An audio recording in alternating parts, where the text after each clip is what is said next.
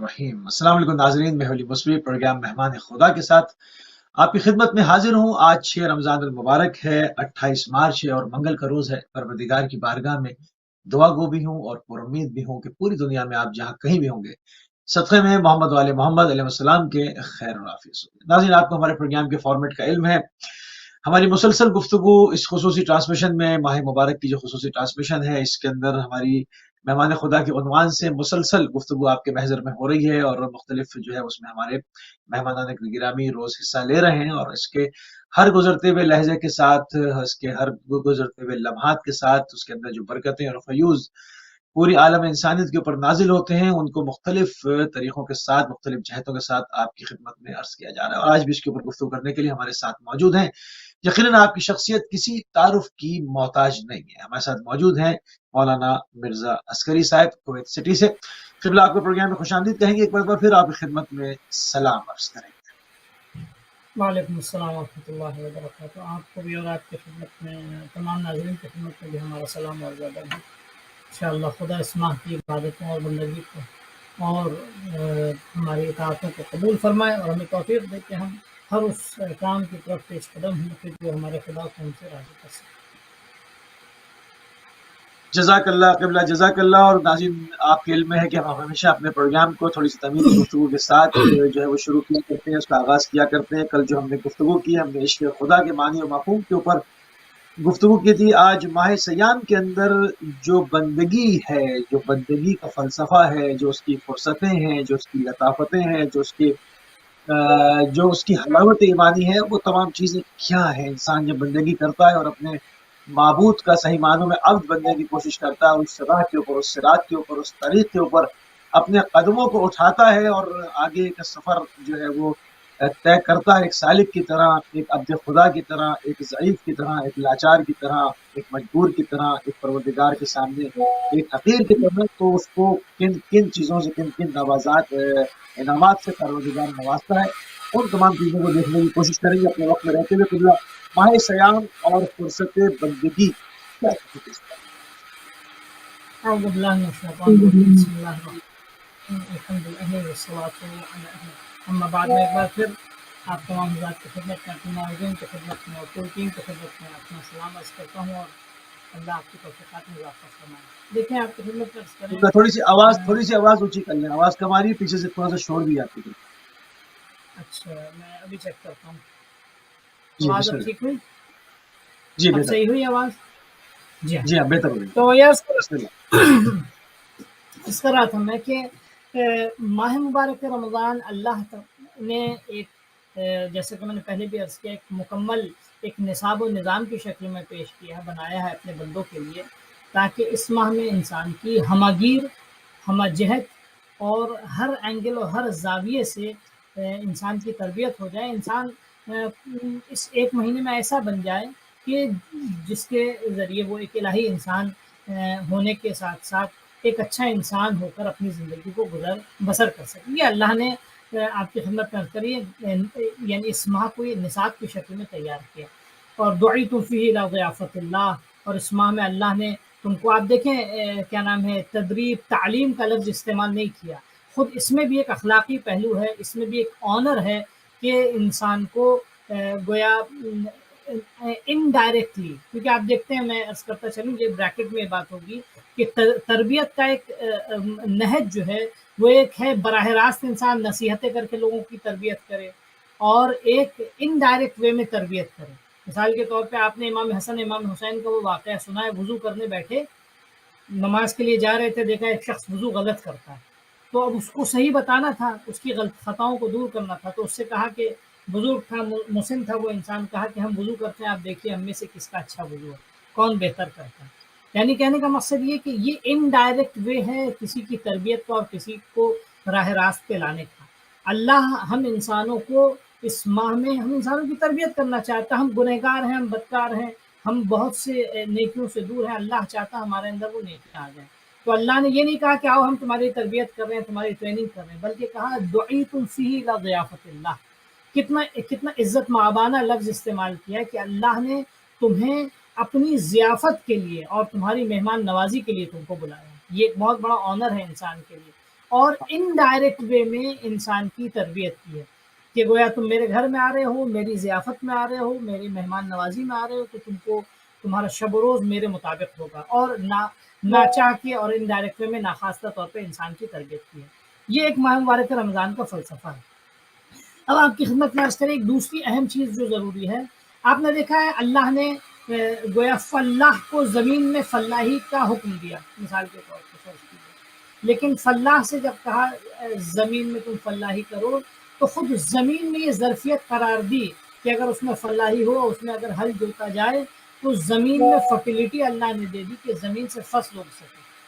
یہ ایک اللہ کا معجزہ ہے، یعنی زمین کو سورج کی روشنی زمین کو چاہیے، اللہ نے سورج فراہم کر دیا، مثال کے طور پہ پانی چاہیے، اللہ نے پانی فراہم کر دیا۔ جتنی بھی چیزیں ایک زمین کے فصل خیز ہونے کے لیے ضروری ہے، اللہ نے وہ ساری چیزیں جو ہے وہ زمین کے لیے فراہم کر دی۔ اسی طرح ماہ مبارک رمضان میں آپ دیکھیں معجزہ ہے، آپ اسی پر ناظرین توجہ کریں، جو نقطے کی طرف میں لے جانا چاہ رہا ہوں۔ خود ماہ مبارک رمضان کی فضا ایک معجزہ ہے، اس میں اللہ نے اپنی ایک معجز نما اور معجزاتی کتاب کو نازل کیا۔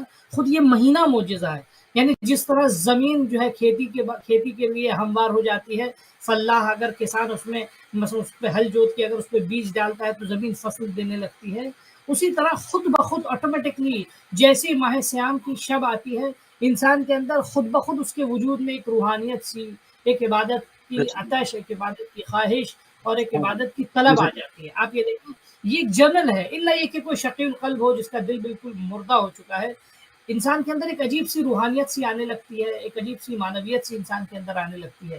یہ معنویت معجزاتی معنویت ہے، یہ اللہ کی طرف سے ہر انسان کو اللہ عطا کرتا ہے، اور یعنی گویا زمین جو انسان کی تربیت کے لیے سب سے پہلی زمین جو ہے وہ آمادگی، انسان کے نفس کی زمین کو آمادہ کیسے ہونا ہوگا؟ سب سے پہلے انسان کے اندر روحانیت اور معنویت کا جذبہ پیدا ہو جائے، یا اس کو ایکسیپٹ کرنے کا جذبہ پیدا ہو اچھا، جائے۔ اس میں کوئی شیطان کے قید ہونے سے بھی کوئی ریلیشن ہے؟ مطلب جو ایک مسلسل ایک وسوسہ انسان کے قلب پہ جاری رہتا ہے، اس کا بھی انقطاع ہونا، اس کا منقطع ہو جانا، اس کے بھی کوئی اثرات دیکھتے ہیں اس میں آپ؟ دیکھیں روایات کے مطابق شیطان مقید ہو جاتا ہے، شیطان کو قید کر دیتا ہے اللہ، لیکن کہنے کا مقصد یہ کہ وہ جو روحانیت اللہ عطا کرتا ہے، وہ امیون سسٹم اتنا اسٹرانگ ہوتا ہے کہ بالکل انسان بالکل بندگی سے بے بہرا ہو، وہی جو ہے اس ماہ میں گناہوں میں آلودہ ہوتا ہے۔ وَإِلَّا اکثریت انسانوں کی، اہل ایمان کی میں بات کر رہا ہوں، مسلمانوں کی بات کر رہا ہوں، اکثریت انسانوں کے دلوں میں، چاہے وہ عام دنوں میں جتنا بھی معمولی سا انسان ہو، جتنا بھی مثال کے طور پہ عبادت و فرائض سے دور رہنے والا انسان ہو، لیکن اس ماہ میں حتی الامکان جو ہے وہ شیطان کے حربوں سے وہ دور رہتا ہے، اور گویا وہ روایت بھی پھر تائید کرتی کہ شیطان کو قید کر لیا گیا۔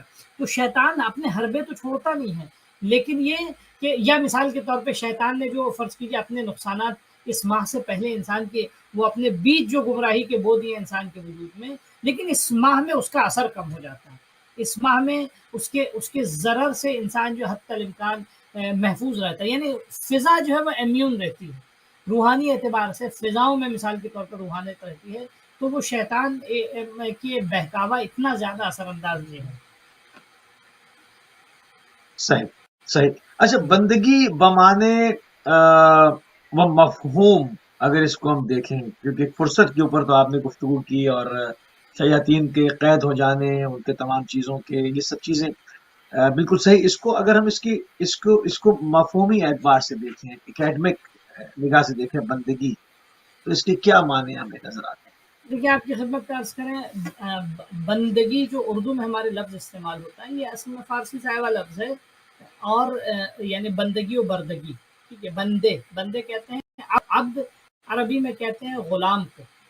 میں بھی ایک روایت بھی آپ کی خدمت میں پیش کروں گا۔ عبد سے لفظ آیا، جیسے رسول خدا کے لیے اللہ نے استعمال کیا سبحان الذی اسری بعبدہ، ٹھیک ہے، خدا وہ بابرکت ہے وہ خدا کے جو اپنے بندے، اپنے عبد کو لے کر گیا رات میں، یا مثال کے طور پہ اشہد ان محمدن عبدہ و رسولہ، اللہم صلی علی محمد وعلی محمد، کہ میں گواہی دیتا ہوں کہ حضرت محمد صلی اللہ علیہ وآلہ وسلم عبد ہیں اللہ کے اور رسول ہیں۔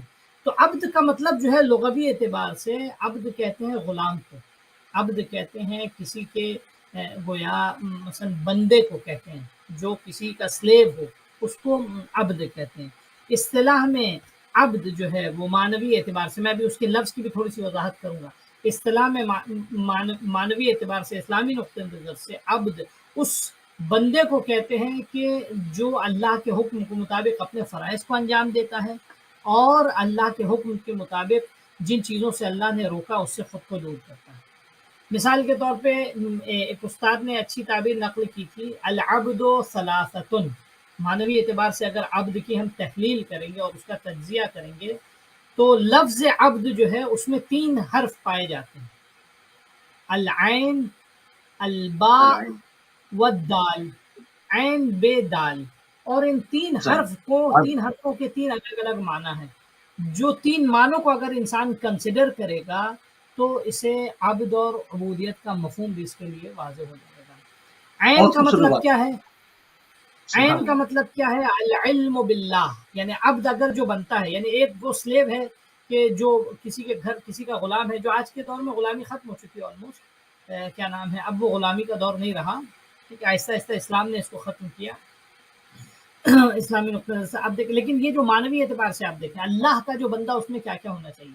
سب سے پہلے عین کا مطلب العلم باللہ، انسان کو اللہ کی ذات کا علم و اس کی معرفت ہونی چاہیے۔ انسان اسی وقت کسی کے آگے خضوع اور خشوع کر سکتا ہے، اسی وقت کسی کے آگے جی حضوری کر سکتا ہے۔ ہمیں اللہ کی جی حضوری کرنی ہے، اللہ نے جو بھی کہا ہمیں وہ کرنا ہے۔ انسان اسی وقت کسی کے آگے اپنا سر جھکاتا ہے کہ اس کو پہچان لے۔ آپ راستے کے راہگیر ہیں، جانے والے راستے میں جانے والے لوگوں کے آگے ہم کبھی جھکتے نہیں ہیں، ان کی بندگی ان کی اطاعت نہیں کرتے ہیں۔ ہم ان کو، انہوں نے اگر کچھ کہا بھی تو اکثر ہم ان کی طرف توجہ نہیں کرتے ہیں۔ کیونکہ ہم انہیں جانتے نہیں، ہم پہچانتے نہیں کون ہے جو ہمیں آ کے انسٹرکشن دے رہا ہے، کون ہے جو ہمیں، یہ پہلے دن کی گفتگو اور دوسرے دن کی گفتگو میں بھی یہ چیز تھی۔ میں نے عرض کیا بھی تھا کہ ماہ سیام، کل بھی اس چیز کی طرف اشارہ کیا تھا کہ ماہ سیام جو ہے اللہ کی معرفت اور اللہ کو پہچاننے کا مہینہ ہے۔ یعنی اس ماہ میں انسان جو ہے، یعنی اپنی زندگی کا 1 سال ماہ مبارک رمضان اگر مخصوص کر لیتا ہے وہ صرف معرفت خدا سے، تو میں یقین کے ساتھ عرض کر سکتا ہوں آپ کی خدمت میں، تمام ناظرین کی خدمت میں، کہ بقیہ عمر کے جو مثال کے طور پر اس کے 75 سال، 80 سال، 100 سال اور آگے جو آئیں گے وہ اس کے لیے کارآمد ہوں گے، تو اس کی پوری زندگی بالکل منقلب ہو جائے گی۔ 1 سال اگر ماہ مبارک رمضان یا اپنی زندگی کا 1 سال وہ اللہ کی معرفت سے مخصوص کر دے، تو سب سے پہلی کیا چیز ہے؟ انسان کو بندہ ہونے کے لیے زیادہ عبادت گزار ہونا شرط نہیں ہے، بلکہ بندہ ہونے کے لیے بہت زیادہ مثلا مناسک اور بہت زیادہ افعال انجام دینے کی ضرورت نہیں ہے۔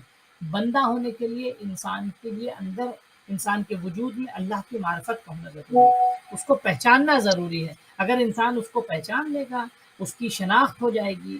میں ایک ایگزامپل دوں آپ کو، اکثر لوگ جو ہیں وہ دریافت کرتے ہیں کہ مولانا فلاں عمل کا فلسفہ کیا ہے، اور فلاں حکم کا اللہ کے فلسفہ کیا ہے، فلاں چیز کا فلسفہ کیا ہے۔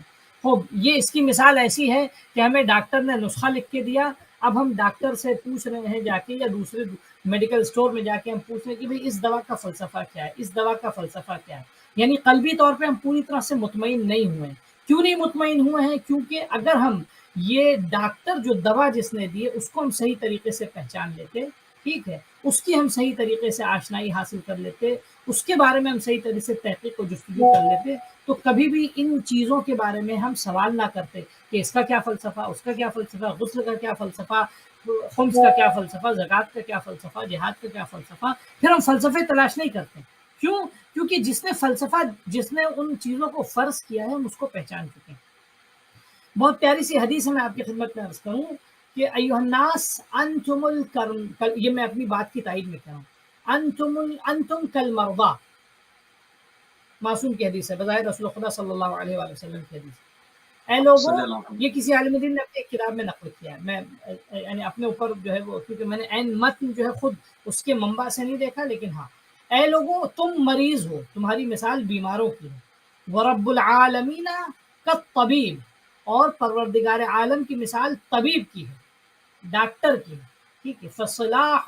فصلاح المریض فیما یعلمہ الطبیب لا فیما یشتہیہ نفسہ، تو بیمار کی خیریت اسی میں ہے کہ وہ اس کی اتباع کرے کہ جو اس کو ڈاکٹر نے کہا، اس میں کوئی تذبذب کا شکار نہ ہو، نہ یہ کہ جو چیز اس کا دل چاہ رہا ہے، جو کام اس کا، جس چیز کا اس کا دل چاہ رہا ہے وہ اس کام کو انجام دے۔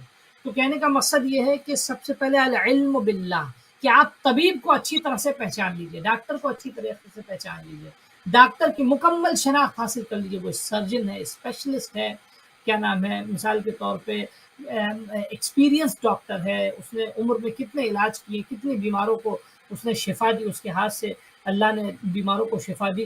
تو یہ اگر آپ ڈاکٹر کی پوری طرح سے تحقیق اور اس کے بارے میں تفاصیل حاصل کر لیں گے تو پھر اس کے نسخے میں آپ کو ڈاؤٹ نہیں ہوگا، پھر اس کے نسخے میں آپ کنفیوز نہیں ہوں گے، اس کے نسخے میں بلا چشم بستہ اس نے کہا یہ کیجئے، جی ڈاکٹر صاحب۔ وہ اکثر آپ نے دیکھا ہوگا بہت سارے بیمار، یہ مثال اکثر آپ مجلسوں میں بھی سنتے ہیں ناظرین، اکثر جو مثال کے طور پہ بیمار ہوتے ہیں اور کسی ایسے ڈاکٹر کے پاس جائیں کہ جس کا بہت شہرہ ہے، بہت شہرت ہے اس کی، تو پھر وہاں جا کے وہ بہت گویا سر جھکا کے اور تواضع کے ساتھ بیٹھے رہتے ہیں، خاموشی سے، ہیبت ایک رہتی ہے ان کے دل میں کہ اب یہ ڈاکٹر جو ہے یہ جو ہم سے کہے گا ہمیں وہی کرنا ہے، اسی انسٹرکشنز کو فالو کرنا ہے۔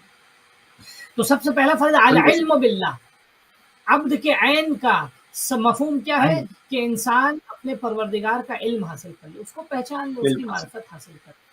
جب انسان اس کو پہچان لیتا ہے، میں نے عرض کیا کیسے پہچاننا ہے، خود وہ ذات اس کی کیا ہے یہ پہچانے۔ میں یہ بھی عرض کرتا چلوں، شاید اب تک کی گفتگو بھی یہ اگر عرض نہیں کیا، سب سے پہلے اس کی ذات کو پہچانے، وہ ہے کیا، اس کے بعد یہ پہچانے کہ اس نے کیا کیا کیا ہے، کیا کیا اس کی عظمتیں ہیں، کیا کیا اس کے بعد اس کی بیوٹی کو پہچانے، اس کے بعد اس کے فیورز کو پہچانے۔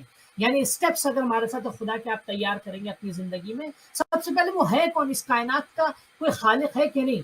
آپ مثلا جو ہے وہ قرآن مجید میں اللہ نے جو اپنی معرفت کے مراحل بتائے اس میں اسٹیپس بتائیں۔ ایک جگہ مثال کے طور پہ لو کان فیہما آلہۃ الا اللہ لفسدتا، سب سے پہلے مثلا خود افلا ينظرون الى الابل كيف خلقت، کیا تم اونٹ کی طرف نہیں دیکھتے، اونٹ کی طرف نہیں دیکھتے ہو، پہاڑوں کی طرف نہیں دیکھتے ہو کیسے بنائے گئے ہیں۔ یعنی یہ اس کی ایگزسٹنس کو ثابت کر رہا ہے خدا، یعنی یہاں ان دلیلوں کے ذریعے خدا اس کے ایگزسٹنس ثابت کر رہا ہے۔ اب جہاں ایگزسٹنس ثابت ہو گیا، لوگ خدا کو مانتے ہیں، خدا کا، اب اس کی شریک کی نفی کر دیں۔ اللہ نے کہا کہ مثلا کیا نام ہے، لو کان فیہما آلہۃ الا اللہ لفسدتا، اگر اس کائنات میں ایک سے زیادہ خدا ہوتا تو یہ کائنات فاسد ہو جاتی، ٹھیک ہے۔ یعنی وہ اس کائنات کا بنانے والا وحدہ لا، یہ آپ اسٹیپس دیکھیں، متفرق آیات کو اگر ایک دوسرے کے بغل میں رکھیں گے تو معرفت کے اسٹیپس نظر آئیں گے۔ مرحلہ پہلے آپ کیونکہ ایک بڑی تعداد دنیا میں ہے کہ جو اس دنیا کے کریٹر کے یعنی قائل ہی نہیں ہے، وہ کنفیوز ہو جاتے ہیں یہاں مثلا یہاں تک آ جانے کے بعد، پہنچنے کے بعد کہ مثلا اس اتنے بڑے یونیورس، اتنے بڑے گلوب کا، اتنی بڑی کائنات کا existence by it self possible نہیں ہے، یہاں آ کے وہ کہتے ہیں کہ ہاں ہوا، اب ہمیں نہیں معلوم کیا ہے، یعنی یہاں کے کنفیوز ہوتے ہیں وہ۔ یا مثال کے طور پہ جو ایتھسٹ ہیں وہ اس کائنات کے کریٹر کا، بنانے والے کا انکار کر دیتے ہیں، جو کہ دراصل وہ یعنی قرآن کی پیاری آیت ہے، یعنی وَجَحِدُوا بِأَلْسِنَتِهِمْ وَاسْتَيْقَنَتْهَا أَنفُسُهُمْ، وہ اپنی زبان سے انکار کرتے ہیں لیکن ان کے نفسوں میں یہ یقین ہوتا ہے کہ there is a creator, there is a founder of this world، یہ جو اتنا بڑا ورلڈ ایگزسٹ کر رہا ہے it is not by itself، یہ خود بخود نہیں ہے، someone has created this world، کوئی بھی اس کا ڈیزائنر ہے، کوئی بھی اس کا کریٹر ہے، ٹھیک ہے۔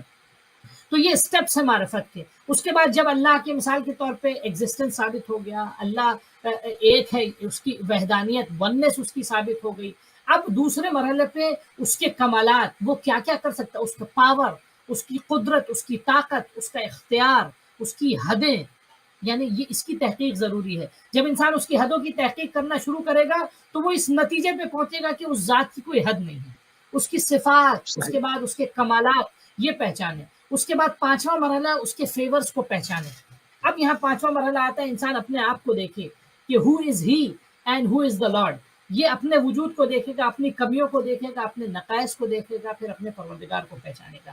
تو یہ اسٹیپس ہیں۔ اب پھر اس کے بعد جب یہ پہچان لے گا، اس کی بیوٹیز اس کے سامنے آ جائیں گی، اس کی خوبصورتی، اس کے کمالات اللہ کے اس کے سامنے آ جائیں گے۔ میں گزارش کروں گا ناظرین اس کو فالو کریں، یہ انسٹرکشنز جو یہ بہت امپورٹنٹ ہے معرفت خدا کے، یہ جو مقدمات ہیں۔ العلم باللہ جو ہے بندگی بغیر اس کے پورا مہینہ آپ مخصوص کر دیں، پورا مہینہ آپ پوری جتنے لیسنز ہیں، جتنے درس ہیں، جتنے بھی علماء حضرات جہاں بھی مجلسیں دروس تقریر پیش کر رہے ہیں، میری یعنی ایک گزارش ہوتی ہے اور ایک التماس ہوتا ہے میرا کہ سب سے پہلے بنیادی مسائل پہ توحید پہ توجہ کی جائے. تو کہنے کا مقصد یہ ہے کہ انسان جب خدا کے کمالات کو، اس کی صفات کو، اس کی خوبیوں کو، اور اپنی زندگی میں اس کے بعد اس کے فیورز کو اور اس کے احسانات کو، اس کے بعد پھر اپنے وجود میں جو خوبیاں ہیں اللہ کی اس کو، پھر اس کے بعد اپنے وجود میں موجود نقائص کو. مولا کائنات کی بڑی پیاری حدیث ہے، دیکھیں آپ، یہ حدیثیں وہ ہیں کہ جو ایسے وقت میں کام آتی ہیں کہ آپ سے کسی نے گویا پوچھا ہوگا کہ مولا آپ نے خدا کو کب پہچانا، تو آپ نے فرمایا کلمات قصار میں ہے نہج البلاغہ کی چھوٹی چھوٹی حدیثیں جو ہیں آخر میں، عرفت اللہ بفسخ العزائم وحل العقود ونقض الہمم.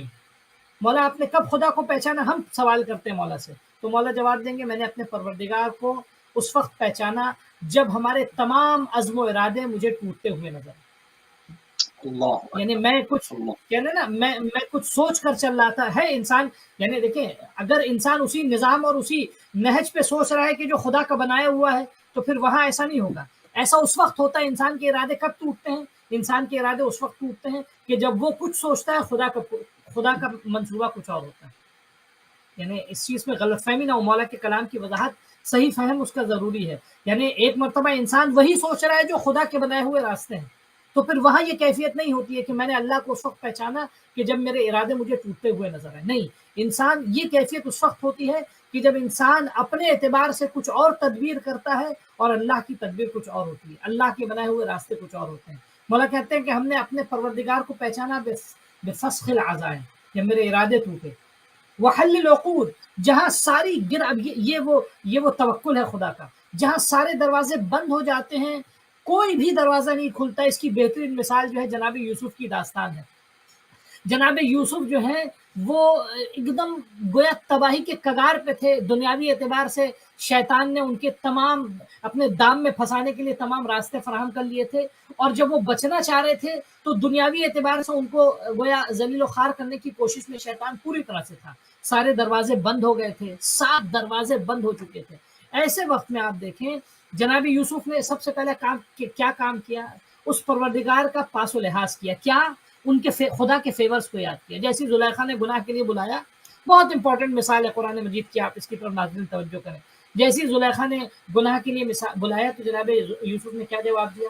انہ ربی احسن مثوائی، وہ میرا پروردگار ہے، اس نے میرے. اب یہاں بعض لوگوں نے مراد فرعون کو لیے کہ عزیز مصر کو لی کہ اس نے ان کی تربیت کی ہے، لیکن ایک دوسرا مفہوم کہ میرا پروردگار ہے، اس نے مجھے اتنا بہترین وجود عطا کیا، اتنی نعمتوں سے مجھے نوازا اور اتنے سختیوں سے مجھے نجات دی، میں کیسے اس کی نافرمانی کر سکتا ہوں. جناب یوسف پہ توکل. اب اس کے بعد دیکھیں حل العقود، کہ تمام گرہ کھلتی گئیں. اب جناب یوسف نے جیسے ارادہ کیا اس گناہ سے واپس آنے کا، جتنا جب وہ دروازے کے پاس آتے گئے دروازہ بند، اس کی سٹکیاں لگی ہوئی، لاک دروازہ، لیکن دروازے کے پاس گئے اور دروازہ کھل گیا. 7 دروازے اسی طرح کھلتے گئے. جب آخری دروازہ کھلا وہاں عزیز مصر سے سامنا ہوا، وہاں بھی جب زلیخا نے مکر و فریب کیا اور جناب یوسف کو جو ہے وہ کیا نام ہے پھنسانے کی کوشش کی اور ان پہ الزام لگانے کی کوشش کی، تو اللہ جیسے بچے نے جناب یوسف کی پاکدانی کی گواہی دی. یعنی کیا ہے؟ وہ حل العقود، مشکلوں کے حل ہوتے ہوئے ہم نے اپنے خدا کو پہچانا. خوب اگر کچھ بھی نہ ہوتا، اگر زلیخا کے پاس عقل و شعور ہوتا، یا وہاں موجود عزیز مصر نہ دیکھا، زلیخا کے پاس اگر عقل و شعور ہوتا تو یہی جناب یوسف کا نہ جانا زلیخا کے شر سے اس کی ہدایت کے لیے کافی تھا. یعنی عرفت اللہ بحل ونقض الہمم، ہاں جہاں میری تمام طاقتیں توانائیاں جو ہیں وہ شل ہو گئی، تمام ہو گئی اور کوتا ہو گئی، تو وہاں میں نے اپنے خدا کو پہچانا. یعنی میرے تمام طاقتیں ختم ہو چکی تھی. آپ دیکھیں خود جنگ بدر جو ہے وہ اپنے آپ میں ایک مسلمانوں کی جنگ بھی ہے اور خدا کے وجود کی ایک دلیل بھی ہے. ٹھیک ہے نا؟ کہ مثال کے طور پہ فرض کیجئے اللہ نے جو ہے مسلمان 313 تھے، وہ 1000 پہ غالب ہوئے فرشتوں کے ذریعے. اللہ عنہ کے ساتھ ساتھ جو ہے حتیٰ بعض علماء نقل کرتے ہیں کہ جو ہے وہ کتنے ایسے جو ہے فنار ہوئے کفار قریش کہ جن کے سامنے جو فرشتہ آیا تھا وہ مولا کائنات کی شکل میں آیا. اب تو کیا ہے یہ؟ اب آپ دیکھیں کہنے کا مقصد کیا ہے؟ میں اصل بات کی طرف آ رہا ہوں. میں چاہ رہا ہوں ان باتوں کو اصل صحیح طریقے سے سمجھ لیں. سب سے پہلے انسان اگر بندگی کے راستے میں آنا چاہتا ہے, انسان اگر خدا کی بندگی کرنا چاہتا ہے, تو العلم باللہ, اس کو اللہ کا علم, اللہ کی معرفت پورا مہینہ آپ صرف کیجئے. میں پھر ریپیٹ کر رہا ہوں, سوری ٹو ریپیٹ, لیکن پورا مہینہ صرف کیجئے خدا کو پہچاننے. میں ایک ایگزامپل بریکٹ میں دے دوں, دیکھیں کیوں پہچاننا ضروری ہے. ہم بہت سے لوگ ہمارے معاشرے میں خدا کو ہم جانتے ہیں, لیکن کچھ مسائل زندگی کے ایسے ہیں کہ جہاں آ کے ہمارے پیروں میں لنگ آ جاتا ہے, اور جہاں ہم خدا پہ الزام اور اتہام تہمتیں لگانا شروع کرتے ہیں. وہ کون سا موضوع ہے کہ جس کی طرف تمام بزرگوں کو چاہیے اور تمام علماء اس کی طرف توجہ دیں, اور ہم لوگ سب اس کی طرف توجہ دیں. وہ کون سا موضوع ہے؟ قضاء و قدر کا موضوع. اتنا امپورٹنٹ اور اتنا ٹپیکل موضوع ہے کہ ہم جب زندگی میں مشکلات آتی ہیں, یا زندگی میں جو ہے وہ مثال کے طور پہ سختیاں آتی ہیں اور ناکامی آتی ہے زندگی میں, تو ہمارا نظریہ ان لوگوں کا نظریہ ہو جاتا ہے جو اہل بیت کے دشمن ہیں. اہل بیت کے مخالفوں اور اہل بیت کے دشمنوں کیا نام ہے, دین کو مسخ کرنے کے لیے معاشرے میں ایک جو ہے وہ قضاء و قدر کا ایک جو ہے وہ زہر ایسا غلط ترجمانی کے ساتھ گھولا کہ لوگ اپنے آپ کو مجبور, ناچار سمجھنے لگے. اللہ نے جو تقدیر لکھ دی, اللہ نے جو مقدر لکھ دیا, اس میں کوئی تبدیلی نہیں ہو سکتی. there is no change. یعنی وہ جو کنسیپٹ تصور اہل بیت کے مخالفوں کے درمیان میں پایا جاتا ہے, وہ ہمارے معاشرے میں آ گیا. اس مسئلے کا حل ہونا بہت ضروری ہے معاشرے میں.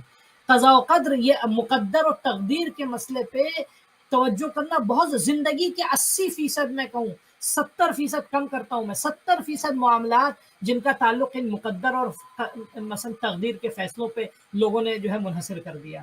ہماری ماں بہنیں بہت سی ایسی لڑکیاں ہیں جن کے گھر خراب ہو جاتے ہیں, والدین یا دوسرے لوگوں کا انتخاب صحیح نہیں ہوتا ہے, یا فرض کیجئے شوہر ناکارہ ہوتا ہے, یا لڑکی اچھی بے دین ہوتی ہے, لڑکی اچھی نہیں ہوتی ہے, کوئی ایکس وائی زیڈ وجہ ہوتا ہے. میں کسی پرٹیکولر کو جو ہے وہ اس پہ نقطہ چینی نہیں کرنا چاہتا. کوئی نہ کوئی کمی ہوتی ہے, اس کمی انسان کا گھر خراب ہوتا ہے, اس کمی کے سبب انسان کے بزنس میں نقصان ہوتا ہے, اس کے سبب انسان امتحان میں کامیاب نہیں ہوتا, انسان کوئی ریزن ہوتا ہے, کسی کی ریزن کے سبب بیمار ہوتا ہے, انسان کی زندگی میں کوئی مشکل آتی ہے.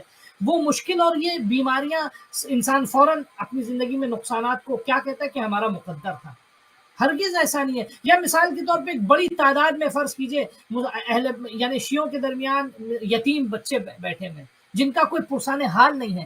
ہم کہتے ہیں کہ ان بچوں کا مقدر خراب ہے. ماہ مبارک رمضان میں اس کی طرف توجہ کیجیے. ان بچوں کا مقدر خراب نہیں ہے, بلکہ ہم نے اللہ کے بتائے ہوئے اصول پہ عمل نہیں کیا. اگر معاشرے کا ہر اہل بیت کا چاہنے والا ایک یتیم کی کفالت کو اپنے ذمے لے لے جس کو اللہ نے نوازا ہے, ٹھیک ہے, تو معاشرے میں کوئی یتیم بھی جو ہے بے آب و غذا نہیں رہے گا, بے تعلیم نہیں رہے گا. خوب یہاں وہ بچے کی جو ہے وہ کفالت اسلام نے پہلے سے انسٹرکشنز دے دی ہیں, اس کی طرف توجہ کر. یہی ماہ صیام ہے, اسی کو بندگی کہتے ہیں. اسلام نے پہلے سے انسٹرکشنز دے دی ہیں, اسلام نے پہلے سے ہدایات دے دی ہیں. اب ہم کہیں کہ مثلا مقدر خراب ہے, یا اس ملک کا مقدر خراب ہے, یا اس علاقے کا مقدر خراب ہے, ہرگز نہیں. ہماری فکر خراب ہے, مقدر خراب نہیں ہے. خداوند عالم قرآن مجید میں کہتا ہے کہ ما یغیر اللہ بقوم حتی یغیروا ما بانفسہم. اللہ کبھی کسی قوم کی حالت کو نہیں بدلتا جب تک وہ خود نہ بدلیں. خوب یہ صاف صاف آیت ہے قرآن مجید کی. اب اس کے بعد اگر کوئی آئے مقدر کی دہائی دیتا ہے یا مقدر کو روتا ہے, تو وہ قرآن کے خلاف جو ہے گویا مثلا بات کر رہا ہے. اگر روزے کے درمیان اگر ایسی باتیں کرے تو شاید روزہ بھی اشکال رکھتا ہے, باطل ہو سکتا ہے اس کا. بعض علماء کہتے ہیں, شہید مطہری یا بزرگ علماء کہتے ہیں کہ اصل مقدر انسان کا خود لکھتا ہے. انسان اپنی محنت, اپنی مشقت, اللہ نے ہمارا مقدر سوار دیا, اللہ نے ہمیں اچھی عقل دے دی, ہمارا مقدر سور گیا. اللہ نے مثال کے طور پہ ہمیں جسم کو توانائی دے دی, ہمارا مقدر سوار گیا. اللہ نے ہمیں صحیح سالم آنکھ دے دی, وہ ہمارا مقدر ہے. ہماری ناک مقدر, ہمارے جسم کی توانائی مقدر ہے. ابھی ایک چیز بریکٹ میں اور عرض کرتا چلوں, کبھی کبھی دنیا میں حادثات ہوتے ہیں, کسی کے گھر میں کسی کا انتقال ہو گیا, کسی جوان کا انتقال ہو گیا, کسی بچے کا انتقال ہو گیا, کسی بوڑھے کا انتقال ہو گیا, کسی سرپرست کا انتقال ہو گیا. خوب یہ مرگ و میر جسے کہتے ہیں, موت و حیات, جو یہ اللہ کے نظام کا حصہ ہے. انسان آج نہیں مرے گا, 10 سال کے بعد مرے گا, 20 سال کے بعد مرے گا. انسان ریزنز کو تلاش کرے. کبھی اتفاقی موت ہوتی ہے, کبھی حادثاتی اتفاقی یعنی کوئی ایکسیڈنٹل موت ہو جاتی ہے, لیکن انا للہ و انا الیہ راجعون. اللہ نے جو نظام بنایا, کوئی بھی اس دنیا میں ہمیشہ جینے کے لیے نہیں آیا ہے. کوئی پہلے آ جاتا ہے, کوئی پہلے چلا جاتا ہے, کوئی وقت سے چلا جاتا ہے. اس کو ہم مقدر کی خرابی پہ ہم نہ کریں. ہاں, اب آپ دیکھیں, میں ایک چھوٹی سی ایگزامپل دوں. اللہ کسی کو ایسی, ہماری قوم, ہمارے جوانوں کو, ہمارے بزرگوں کو شعور دے انشاءاللہ, اور ہے یقیناً سب میں, صرف متوجہ ہونا ضروری ہے. کسی فرض کیجیے علاقے میں کسی مثلا کچھ بچے جن کے چھوٹے بچوں کا باپ مر گیا، یتیم ہو گیا بچے، خوب یہ افسوس ہے کہ باپ مر گیا، لیکن اسلام نے ایسے انسٹرکشنز دیے ہیں کہ یہ بچے باپ کے مرنے کے بعد بھی اچھی زندگی گزار سکتے ہیں۔ لیکن ہم دیکھتے ہیں وہ بچے راندے درگاہی، نہ ان کو صحیح تعلیم ملتی ہے، نہ ان کو پراپر نیوٹریشن ملتا ہے، نہ ان کو اسکولنگ ملتی ہے، نہ ان کی زندگی میں کوئی تربیت کا نظام ہے۔ کیوں نہیں ہے؟ اس لیے نہیں کہ ہمارے معاشرے میں اسلام نہیں ہے، ہمارے معاشرے میں رسول خدا کی تعلیمات نہیں ہے ان معاملات کے حوالے سے۔ میں سب کو نہیں کہہ رہا ہوں، میں ان جگہوں کے بارے میں بات کروں جہاں ایسا نہیں ہے، جہاں ایسا ہے ان کو ہزاروں کروڑوں سلام، انشاءاللہ ان کی توفیقات میں اللہ اور اضافہ کرے۔ تو کہنے کا مقصد کیا ہے کہ آپ دیکھیں، ہم اسلام نے، اللہ نے وہ اصول ہمیں دے دی ہیں کہ جو ہمارے مقدر کو سنوارے گا۔ اب ان اصولوں پہ ہم عمل نہ کریں تو ہمارا مقدر خراب ہوگا۔ ہمارا مقدر لکھ کے آیا نہیں ہے وہاں سے کہ اللہ نے لکھ دیا کہ تم کو یہ کرنا ہے۔ جیسے مثال کے طور پہ طلاق کے سلسلے میں شادی اگر خراب ہوتی ہے، یا کسی خاتون سے اگر شادی ہوئی یا کسی مرد سے شادی ہوئی، تو لیکن یہ مقدر میں لکھا ہے۔ اگر مقدر میں لکھا ہوتا تو ہرگز معصومین یہ نہ کہتے کہ جا کے اچھی بیوی تلاش کرو یا اچھا شوہر تلاش کرو، صاحب ایمان تلاش کرو۔ خود تلاش کرنے کا مطلب یہ کہ لکھی بھی نہیں ہے پہلے سے۔ اللہ نے یہ لکھ دیا ہے کہ دیندار ہونی چاہیے لڑکی، اللہ نے یہ لکھ دیا ہے کہ دیندار ہونا چاہیے لڑکا، ٹھیک ہے نا۔ مثال کے طور پہ وَأَنكِحُوا الْأَيَامَ مِنكُمْ وَالصَّالِحِينَ مِنْ عِبَادِكُمْ، تمہاری جو مثلا اللہ کی کنیزیں ہیں یعنی نیک خواتین ہیں، ان کو اللہ کے نیک بندوں کے ساتھ ان کا نکاح کراؤ۔ اس کا کیا مطلب ہے؟ یعنی اللہ نے کرائٹیریا بتا دیا، اللہ نے یہ جو ہے وہ گویا طریقہ بتا دیا کہ تم کو جو یہ جو شادی ہونی ہے، یہ نہیں ہے کہ فلاں صاحب عبداللہ کی شادی جو مثال کے طور پہ فرض کیجئے فلاں خاتون کے ساتھ لکھی ہوئی تھی اور ہو گئی، ایسا ہرگز نہیں ہے۔ بلکہ اللہ خود کہہ رہا ہے کہ تم صالح لڑکا ڈھونڈو اور صالح لڑکی خاتون ڈھونڈو اور ان کی شادی کراؤ۔ صحیح، تو کہنے کا بالکل مقصد صحیح، یہ، اب میں اصل بات بتا رہا ہوں، علم باللہ کا مطلب کیا ہے؟ العلم باللہ کا مطلب یہ کہ انسان خدا سے متعلق اپنے کانسیپٹس کو کلیئر کرے، توحید سے متعلق اللہ سے، یعنی انسان اس قدر اپنے ذہن اور اپنی فکر کو پاک و پاکیزہ بنا لے خدا کی معرفت اور اس کی شناخت کے باب میں کہ اللہ تتہمہ ولا تتوہمہ، مولا کائنات کے بقول۔ کسی نے پوچھا مولا توحید کیا ہے؟ تو آپ فرماتے ہیں اللہ تتہمہ، توحید یہ ہے کہ اللہ پہ کبھی الزام نہ لگاؤ، تمہاری زندگی میں مشکلات آتی ہے تو یہ نہ کہو کہ اللہ نے میرے ساتھ کیوں کیا۔ ولا تتوہمہ، اور توحید یہ ہے کہ اللہ کو اپنے وہم و گمان میں لے کر نہ ہو، اپنے ذہن کے مطابق خدا تیار نہ کرو۔ جیسے قرآن مجید میں ایک مقام پہ آیت ہے، اللہ ارشاد فرماتا ہے کہ کیا نام ہے، کچھ لوگوں کا خدا جو ہے وہ ان کا خدا ہے، اپنا ذہنی خدا ہے۔ میں مفہوم عرض کر رہا ہوں، ٹھیک ہے نا، کہ وہ اپنے خیالی خدا کی بندگی کرتے ہیں۔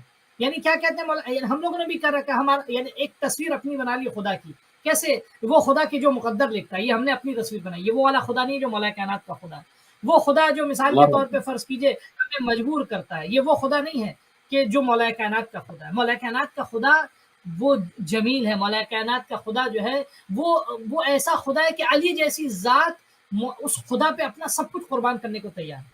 تو ایک ہمارا خیالی خدا ہے اور ایک ہمارا حقیقی خدا ہے۔ کیا کہتے ہیں مولا کائنات؟ اللہ تتہمہ ولا تتوہمہ، کہ تم توحید یہ ہے کہ نہ ہی تم خدا پہ کوئی الزام لگاؤ اور نہ ہی اپنے خیالوں کی بندشوں میں اس کو جکڑو۔ خدا تمہارے خیالوں کی بندشوں میں جکڑنے والا نہیں ہے۔ تو اب کیا میں اپنی بات کو دیکھیں، یہ بیچ میں جو باتیں یہ بہت امپورٹنٹ باتیں۔ العلم باللہ، عین کا مطلب کیا؟ العبد کیسے بنتا ہے؟ العلم باللہ، یعنی ہم آپ کی خدمت میں عرض کریں، عبودیت اگر 80% جو ہے وہ عبودیت کو اگر ہم 100% مانیں تو 80% فکر و شعور ہے اور 20% افعال و مناسک ہے۔ 80% آپ دیکھیں، روایت بھی میں عرض کرتا چلوں کہ معصوم کہتے ہیں کہ ایک صاحب یعنی ایک انسان جو ہے اپنے بستر پہ لیٹ کر وہ فکر کرتا ہے، غور کرتا ہے۔ قرآن کی آیت ہے نا، یتفکرون فی خلق السماوات والارض وعلی جنوبہم، ٹھیک ہے نا، وہ فکر کرتے ہیں کیا نام ہے زمین و آسمان کے بارے میں، کائنات کے خالق کے بارے میں، وعلی جنوب، اور جب لیٹے ہوتے ہیں تو لیٹ کر بھی فکر کرتے ہیں اور پھر کہتے ہیں ربنا ما خلقت ھذا باطلا، پروردگارہ تو نے اس کائنات کو، اس دنیا کو عبث خلق نہیں کیا، باطل خلق نہیں کیا۔ اب کیا مطلب ہے؟ یہ انسان کہ جو اپنے بستر پہ 1 گھنٹے 1 ساعت اگر اپنے بستر پہ بیٹھ کے غور و فکر کرتا ہے، سوچتا ہے، تو یہ 1 گھنٹے کی فکر و تفکر ایک عابد کے 70 سال کی عبادت سے بہتر ہے۔ جانتے ہیں آپ، میں یہی عرض کرنا چاہ رہا ہوں، اسی حدیث کے مفہوم کو میں تھوڑا سا ایکسپینڈ کرنا چاہ رہا ہوں کہ آپ ایک ماہ مبارک رمضان میں معرفت خدا میں صرف کیجئے، آپ کی 70 سال کے روزے کے لیے کافی ہوگا.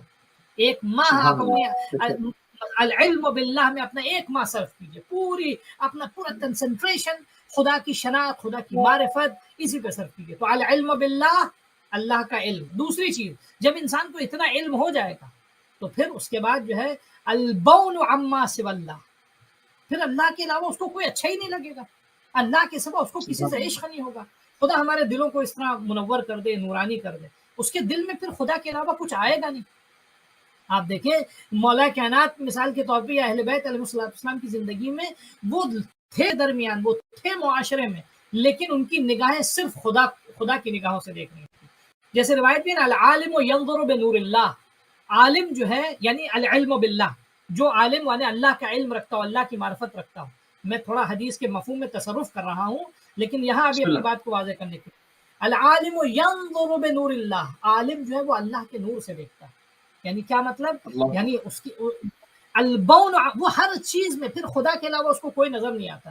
وہ بازاروں میں بھی جاتا ہے لیکن خدا ہوتا ہے، وہ رشتہ داروں کے ساتھ بھی رہتا ہے لیکن خدا ہوتا ہے اس کے ساتھ، وہ دوستوں میں بھی رہتا ہے. میں بھی انشاءاللہ آئندہ وقت ہوا تو امام کاظم علیہ السلام کی ایک روایت بھی ناظرین کی خدمت میں پیش کروں گا، بہت امپورٹنٹ ہے. وہ دوستوں میں جاتا ہے، وہ اسکول، کالج، یونیورسٹی، اپنے تجارت، اپنے آفس، اپنے کام میں، تمام مشغلوں میں رہتا ہے، ہر جگہ وہ رہتا ہے، لیکن وہ ہر جگہ خدا کے ساتھ رہتا ہے. البون اللہ. عما سوى اللہ، کہ وہ خدا کے علاوہ پھر کسی بھی چیز کو وہ غیر خدا کی نگاہ سے نہ دیکھے.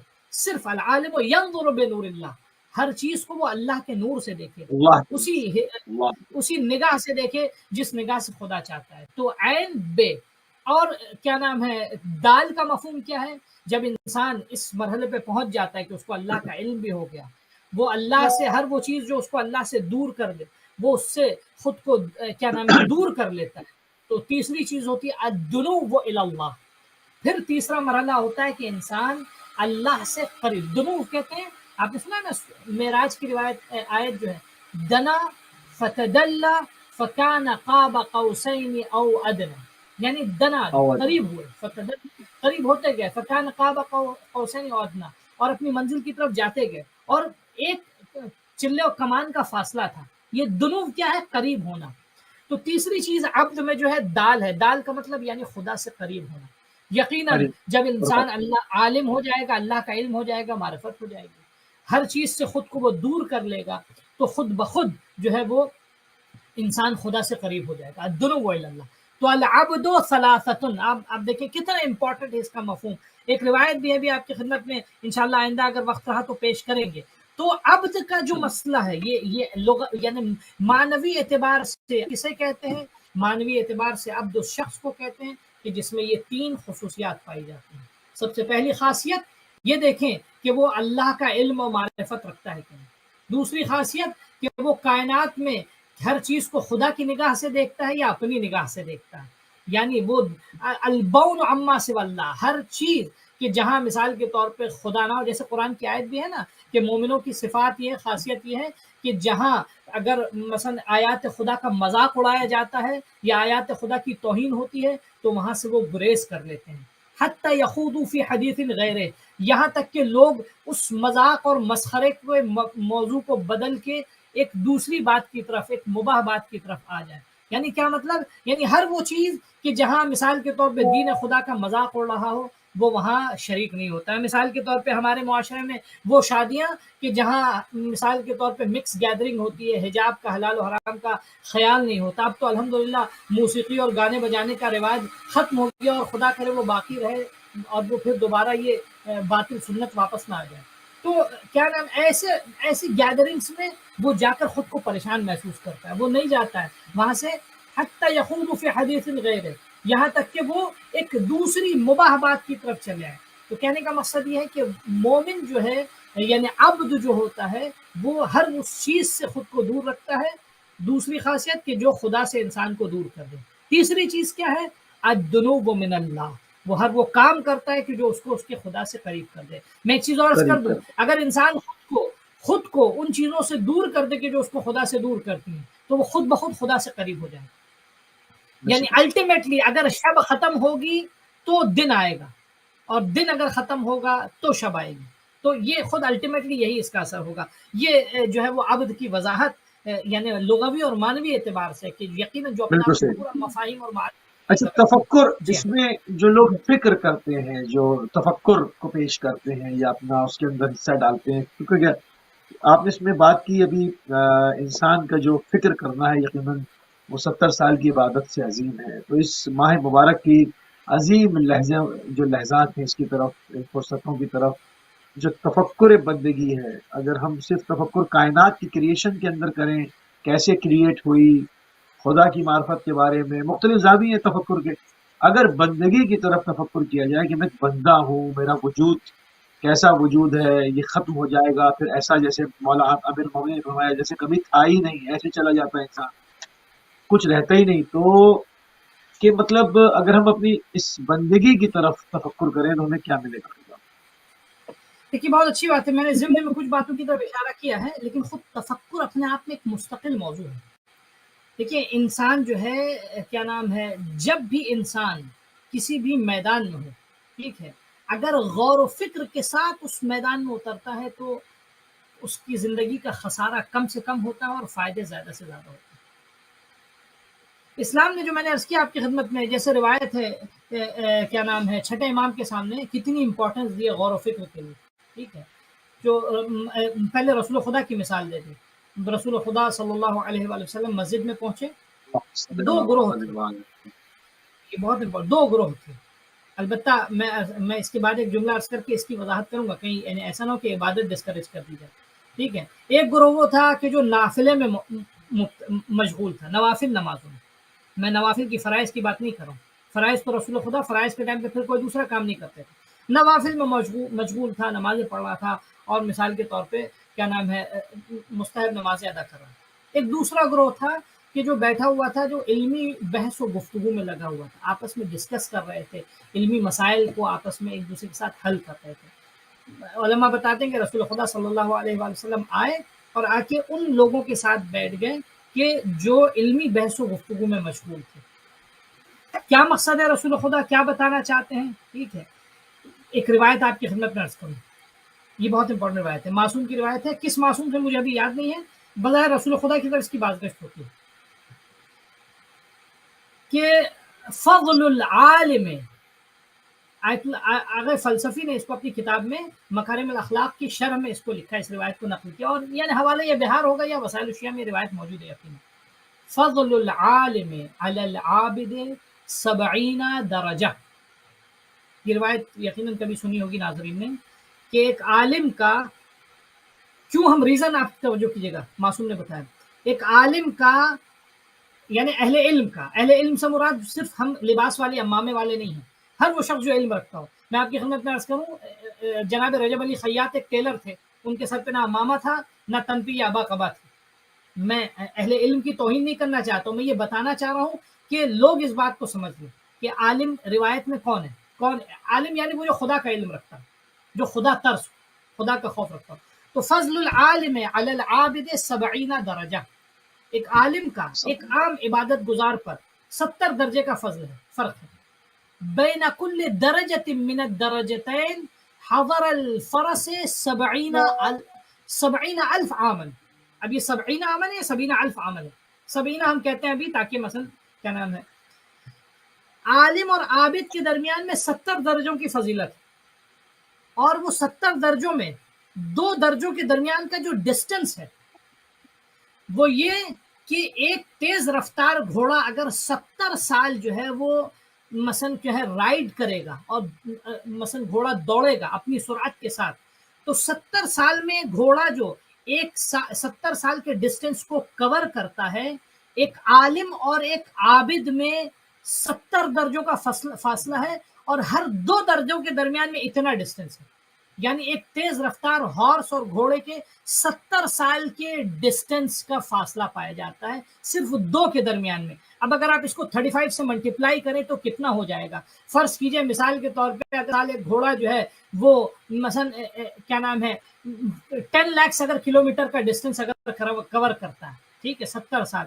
تب آپ محسوس کیجیے 10 کو اگر 35 سے اگر یعنی اب آپ محسوس کر سکتے ہیں 3,50,00,000 کلومیٹرز کا ایٹ لیسٹ میں اپنے الفاظ میں کروں روایت میں نہیں لکھتا اتنا ڈسٹینس ہے کس کے درمیان میں عالم اور عابد کے درمیان میں. مولا سے کسی نے گویا پوچھا سوال کرے ہم ہی پوچھتے ہیں کہ مولا یہ اتنی برتری کیوں یہ اتنا فرق کیوں ہے.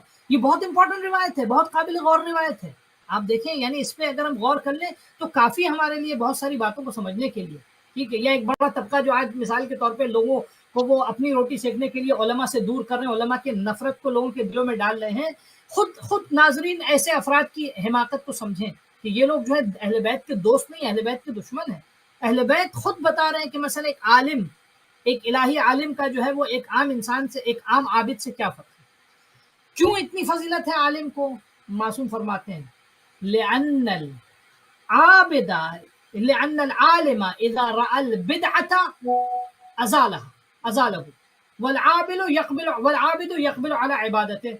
کہ ایک عالم کے سامنے اگر کوئی بدعت آتی ہے کوئی ایسی چیز آتی ہے کہ جو دین خدا کے خلاف ہے تو پھر عالم ہاں خاموش نہیں رہتا وہ اس بدعت کو ظاہر کرتا ہے اس کے خلاف آواز اٹھاتا ہے اس کے خلاف بولتا ہے قیام کرتا ہے کھڑا ہوتا ہے وہ اپنے بند سکوت کو توڑتا ہے. لیکن عابد کے سامنے اگر کوئی بدعت ہو رہی ہے تو وہ یہ کہتا ہے ہم کیا کریں ہمیں تو ہماری نماز سے مطلب ہے ہم نماز پڑھتے ہیں وہ جھگڑتے رہیں وہ لڑتے رہیں وہ جھوٹ بولتے رہیں وہ مکاری کرتے رہیں وہ ظلم کرتے رہیں وہ ستم کرتے رہیں ہم سے کیا مطلب ہم اچھے ہیں ہمارا خدا اچھا ہم نماز پڑھیں ہم قرآن پڑھیں گے ہم کو میرا ثواب مل جائے گا.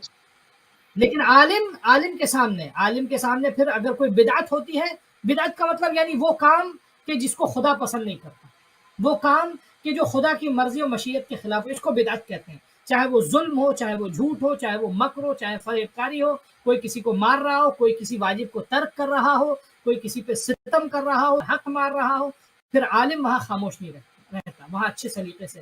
تو کہنے کا مقصد یہ عالم کو اتنی برتری کیوں حاصل ہے کیونکہ عالم اہل فکر ہوتا ہے. میں عالم اس کو نہیں کہتے ہیں صرف یہ ذہن میں رکھیے گا عالم اس شخص کو نہیں کہتے ہیں کہ جس کا انبار ہے نہیں جس کے پاس کتابوں کا انبار ہے اس کے پاس سوچ فکر نہیں ہے. قرآن اس کو کہتا ہے معذرت کے ساتھ علماء کی توہین نہیں ہے میں ان لوگوں کی بات کر رہا ہوں کہ جو لوگ صرف یعنی مثلا اپنے آپ کو نالج بینک بنانا چاہتے ہیں. ٹھیک ہے ان کے پاس کوئی کریٹیوٹی سوچ فکر نہیں ہے.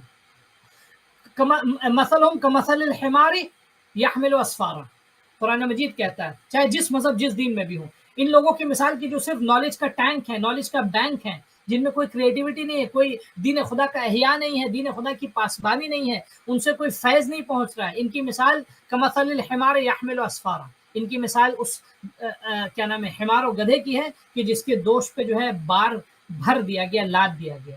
تو کہنے کا مقصد یہ ہے کہ یہ انسان کی اصل ویلیو اس کی سوچ فکر سے. چھٹے امام کے پاس ایک شخص نے آ کے کہا کہ وہ دیکھیے کتنا جو ہے مثال کے طور پہ عابد ہے کتنا عبادت گزار ہے. تو آپ نے فرمایا انظر کیف عقلہ جا کے دیکھو اس کی عقل کیسی ہے اس کا شعور کیسا ہے اس کی فکر کیسی ہے. کیوں میں اتنا ایمفیسائز کیا گیا روایات میں فکر کی طرف کیونکہ انسان سوچ فکر کے ساتھ ایک رکعت کی عبادت کرے گا اس کا وہ مثال کے طور پہ خدا تک اس کی رسائی جو ہے وہ بغیر سوچ فکر کے 1000 رکعت کی رسائی کے برابر ہے کیونکہ پھر وہ خدا سے متصل ہے پھر وہ دین میں سوچ رکھتا ہے وہ آنکھیں بند کر کے جو ہے وہ صرف اپنی عبادتوں میں مشغول نہیں ہوتا. مثال کے طور پہ آپ دیکھیں امام خمینی علیہ الرحمہ کے زمانے میں ایک بڑی تعداد میں ایسے علماء بھی تھے کہ جو صرف مثال کے طور پہ ان کا کام تھا کہ ہم اپنی نماز پڑھ لیں اپنا روزہ رکھ لیں. ہم نے بہت سے لوگوں نے جو مخالفت کی یہی کہہ کے مخالفت کی اس کو انہوں نے خشک اور مقدس کا خطاب دیا خوش اور مقدس کو بھی سمجھ لیا کہ اسی میں میرا زہد ہے اسی میں میرا تقدس ہے. لیکن نہیں امام خمینی علیہ الرحمہ نے اپنے مولا اپنے آقا اپنے جد کی سیرت پہ عمل کیا اور وہ جو معنویت تھی اور وہ جو دین کی صحیح تصویر تھی اس کو عمل میں ظاہر کر کے دکھایا کہ عالم جو ہوتا ہے یا بندگی میں بندگی کو اگر ہم کہیں کہ بمانے کمال عقل تو کیا کہیں گے آپ کیونکہ اصل جو عقل ہے جو عقل سلیم ہے جو عقل ہے صحیح وہ صحیح پاتھ چوز کرتی ہے تو وہ صحیح پاتھ تو بندگی ہے جس لیے خلق کیے گئے ہو جس کو پہچاننے کے لیے بھیجے گئے ہو. اس حوالے سے بھی تھوڑا سے 2 جملے ایڈ کر رہے ہیں 5 منٹ ہے ہمارے پاس. جی انسان جو ہے وہ یعنی جب تک اس کا عقل و شعور صحیح نہیں ہوگا، صحیح اس کے کانسیپٹس کلیئر نہیں ہوں گے، وہ بندگی نہیں کر سکتا۔ اب میں آپ کو ایک چھوٹا سا ایگزامپل دوں آپ کو، یہ ایگزامپل بارہا میں نے دیا اور بہت اچھا ایگزامپل ہے، یہ لائیو ایگزامپل ہے۔ مثال کے طور پہ فرض کیجئے جناب حر نمازیں پڑھتے تھے کہ نہیں پڑھتے تھے؟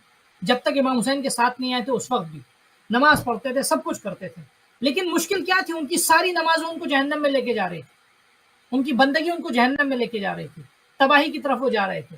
کیا مشکل تھی؟ کیا وجہ تھی؟ بنیادی وجہ یہ تھی کہ وہاں بندگی تھی لیکن سوچ صحیح نہیں تھی۔ میں یہ عرض کرنا چاہ رہا ہوں، انسان اگر صحیح سوچ لے، مثال کے طور پہ میں ایک مسلمانوں کو ایک عام دعوت دینا چاہتا ہوں، تم اتنی نمازیں پڑھتے ہو، اتنی عبادت کرتے ہو، اللہ تمہیں اور توفیق عطا کرے، تمہاری راتوں کی عبادتیں کم نہ ہو، لیکن ذرا سا ولایت کے موضوع پہ سوچ لو۔ اب آپ سوچ لیں، اگر یہ سوچ لیں ولایت کے موضوع پہ، امامت کے موضوع پہ، کہ صحیح لیڈرشپ کس کو ملنی چاہیے، قیادت کا حق کس کو ہے رسول خدا کے بعد، کون قیادت ہو، یہ سوچ لیں تو پوری زندگی جہنم سے جنت کی طرف آ جائیں گے۔ میں کسی کو جنت جہنم کی سرٹیفکیٹ نہیں دینا چاہ رہا ہوں، لیکن میں یہ بتانا چاہ رہا ہوں، نہیں، قرآن مجید کی ایک آیت قرآن آتی کی ہے، قرآن کی سرین آیات ہے نا، وتی اللہ وتی رسول بالکل، ہاں اولو الامر بالکل، اب میں قرآن کی جب اس کی مخالفت کی جا رہی ہے اور قرآن حکم دے رہا ہے کہ اولو الامر کی اطاعت کرو، ہم اولو الامر کی بالکل جگہ صحیح، نہ جانے کن لوگوں کی اطاعت کر رہے ہیں، تو پھر وہ نمازیں کہاں جائیں گی؟ میں صحیح فرمائے، بالکل آپ کی خدمت میں عرض کیا، قرآن مجید کی ابھی تفکر کے حوالے سے دیکھیں، قرآن مجید کی صریح آیت فبشر، میں نے شاید پہلے بھی کبھی کسی پروگرام میں عرض کیا ہے اس کو، فبشر عبادی الذین یستمعون القول فیتبعون احسنہ، میرے رسول میرے ان بندوں کو آپ بشارت دے دیں کہ جو بہت ساری باتیں سنتے ہیں لیکن سوچ کے غور فکر کے، میں اپنے الفاظ میں تشریح کر رہا ہوں، سوچ کے اور غور فکر کر کے اچھی بات کا انتخاب کرتے ہیں، تو انسان کی فکر جو ہے اس کی عبادت میں کمال عطا کرتی ہے۔ انسان کبھی کبھی صحیح۔ آپ کی خدمت میں عرض کریں، بعض علماء کے لیے عرض کیا جاتا ہے کہ انہوں نے استاد کم دیکھے، مثال کے طور پہ شیخ مرتضی انصاری، آپ افقہ الفقہا اپنے زمانے میں استاد الفقہا، ٹھیک ہے، لیکن ان کے بارے میں لوگ کہتے ہیں انہوں نے استاد کم دیکھے۔ شیخ مطہری فرماتے ہیں کہ کمال یہ ہے کہ انہوں نے استاد کم دیکھا، یہ پڑھتے جتنا پڑھتے تھے اس سے زیادہ یہ سوچتے تھے۔ تو انسان کی غور و فکر، انسان کی سوچ، انسان مستقل اس کا فکر کرنا، سوچنا، انسان کو جو ہے اور وہ یعنی جتنی ایجادات ہیں یہ ساری سوچ میں ہی تو بیسٹ ہیں، اگر انسان سوچتا ساری نہیں تو سوچ آج پہ نہ سوچ جی ساری ترقی نہ سوچ میں۔ ہوتی ہے۔ سوچیں، میں ایک جنرل انسٹرکشن، سوچیں تاکہ ہمارا عقیدہ صحیح ہو سکے، یہ ہم سب کے لیے بھی ہے۔ ہم ہمارے ہر جی لمحے معصومین کے پاس اکثر لوگ آتے تھے، آ کے کہتے تھے کہ مولا میرا یہ نظریہ، یہ عقیدہ ہے، آپ کی اصلاح فرمائیے اگر غلطی ہے اس میں، اس کو عرض العقائد بھی جی کہتے تھے۔ تو ہم نظریات کے عقائد کے بارے میں سوچیں، تمام مسلمان، کوئی خاص فرقے کے حوالے میں بات نہیں کر رہا۔ اس کے بعد اپنے اعمال میں ہم سوچیں، اپنے کردار میں ہم سوچیں، اپنے اخلاق میں ہم سوچیں، اپنے معاملات میں ہم سوچیں، ہم 1 گھنٹے سوچیں، یعنی کہتے ہیں مثال کے طور پہ plan for 10 days and work in 1 day and جی work for 10 days and plan in 1 day۔ انسان جب 1 دن پلان کرے تو 10 دن میں وہ کام ایگزیکیوٹ ہوتا ہے، لیکن کبھی کبھی انسان 10 دن پلاننگ کرتا ہے، 10 دن کا کام 1 دن میں ایگزیکیوٹ ہوتا ہے۔ تو اسی کو کہتے ہیں، اسی پلاننگ، اسی کو تفکر کہتے ہیں۔ ہم اپنی زندگی میں اگر اسی لیے غور و فکر کو اتنی برتری اور اتنی فضیلت حاصل ہے کہ انسان اپنی سوچ صحیح کر کے، اپنی فکر کے ذریعے جو ہے کئی ہزار سال کی عبادت کے راستوں کو طے کر لیتا ہے، اور انسان کی سوچ اگر صحیح نہ ہو تو کئی ہزار سال بھی عبادت کرتا رہے تو ناکافی ہوتا ہے انسان بالکل صحیح۔ کی۔ جی بہت شکر گزار ہے قبلہ، انتہائی مشکور ہیں اور انتہائی ممنون ہیں آپ کے کہ آپ نے ایک مرتبہ پھر جو ہے وہ اپنا قیمتی ٹائم اہل بیت ٹی وی کو دیا۔ ناظرین مہمان خدا، پروگرام اپنے جو ہے وہ بالکل اختتامی مراحل کو چھو رہا ہے اور اپنے اختتام کی طرف تیزی کے ساتھ بڑھ رہا ہے۔ قبلہ ایک بہت بابرکت ترین ساعتیں ہیں، بہت بابرکت ترین ایام ہیں۔ میں چاہوں گا کہ صرف 1 منٹ کے لیے قبلہ جو مریض ہیں، جو نادار ہیں، جو مساکین ہیں، جو غمزدہ ہیں، ان کے لیے بھی دعا فرما دیں، اور ہمارے چینل کی ترقی اور اس کی جو ہے وہ پوری دنیا میں جس طرح سے اس وقت دیکھا اور سنا جا رہا ہے، اس میں اور اضافے کے لیے دعا فرما دیں۔ اللهم صل على محمد وآل محمد، بار الله تیری بارگاہ میں دعا، اللهم إنا نسألك وندعوك بحقك على نفسك وبحقك على محمد وآل محمد، صل على محمد وآل محمد وبحق محمد وآل محمد، صل على محمد وآل محمد۔ پالنے والے میرے معبود، ہماری اس عبادت اور کاوش کو قبول فرما۔ پالنے والے میرے معبود، اس ماہ میں کوئی مومن بھوکا نہ رہے۔ پالنے والے اس ماہ میں ہی نہیں بلکہ اس ماہ کے بعد آئندہ اللہ ہمیں اتنی توفیق دے دے کہ کوئی مومن جو ہے تاعمر بھوکا نہ رہے۔ ہمارا معاشرہ اتنا جو ہے وہ باشعور ہو جائے خدایا، کوئی بچہ یتیم بے سرپرست نہ رہے، بے تعلیم نہ رہے، بیماروں کو شفا ملے خدایا، بے روزگاروں کو رزق حلال ملے، دنیا میں امن و امان ہو، ظالم رسوا ہو رہے ہیں خدایا ان کو اور رسوا کر، وہ خود پریشان ہیں خدایا ان کی پریشانیوں میں اور اضافہ کر دے، ان کے اضطراب میں اور اضافہ کر دے، ان کی تباہی میں اور اضافہ کر دے خدایا، خود ان کے وجود کو ان کی ناکامی اور نابودی کا ذریعہ بنا دے خدایا، حضرت حجت کے ظہور میں تعجیل فرما خدایا، اہل بیت ٹی وی اور اس کے تمام جو ہے وہ کیا نام ہے جو انتظامی اہلکار ہیں اور تمام جو کارندے ہیں اس کے خدایا، ان کی نیک توفیقات میں اضافہ فرما، ان کو قوت توانائی اور جو ہے وہ کمال عطا فرما، اور ان کے امکانات کو وسیع وسعت دے کے تاکہ وہ بہترین طریقے سے ان کی خدمت کر سکیں اور ہم سب امام زمانہ کے خادم، ناصر و مددگار ہو سکیں۔ والسلام علیکم ورحمۃ اللہ وبرکاتہ۔ جزاک اللہ قبلہ۔ ناظرین آپ سماعت فرما رہے تھے مولانا مرزا عسکری صاحب کو کویت سٹی سے، اور اس وقت ہمارے پروگرام کا ٹائم تمام ہو گیا۔ انشاءاللہ پروردگار نے زندگی رہی دی تو روزانہ ہی ماہ مبارک کی عظیم ترین ساعتوں میں، عظیم ترین لحظات میں آپ کی خدمت میں حاضر رہیں گے، آپ کے محضر میں حاضر رہیں گے، اور جو کچھ رسول خدا صلی اللہ علیہ وآلہ وسلم ائمہ معصومین علیہ السلام سے مربی ہوا اپنے وقت میں رہتے ہوئے آپ کی خدمت میں پیش کرتے رہیں گے۔ اس وقت آپ سے اجازت چاہتے ہیں، اور آپ کی انشاءاللہ کل یو کے ٹائم سے 5 بجے دوبارہ آپ کی خدمت میں ملاقات ہوتی ہے۔ جب تک اجازت دیجیے، السلام علیکم۔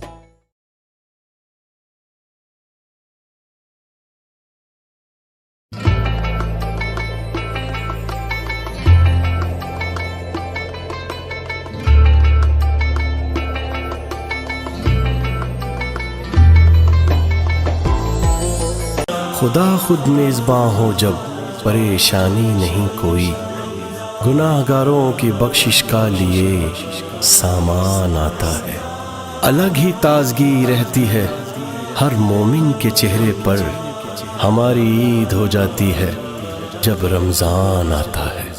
قسمت تھی کہاں